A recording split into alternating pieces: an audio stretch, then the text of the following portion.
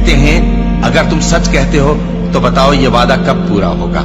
یہ تو ایک چنگھاڑ ہی کے منتظر ہیں جو ان کو اس حال میں کہ باہم جھگڑ رہے ہوں گے آ پکڑے گی.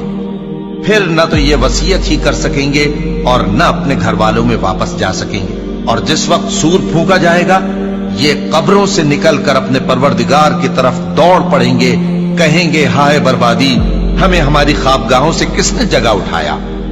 یہ وہی تو ہے جس کا رحمان نے وعدہ کیا تھا اور پیغمبروں نے سچ کہا تھا.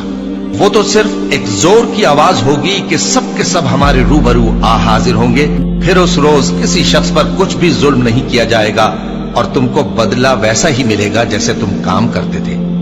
اہل جنت اس روز عیش و نشاط کے مشغلے میں خوش ہوں گے، وہ بھی اور ان کی بیویاں بھی سایوں میں تختوں پر تکیے لگائے بیٹھے ہوں گے. وہاں ان کے لیے میوے ہوں گے اور جو وہ منگوائیں گے ان کو ملے گا.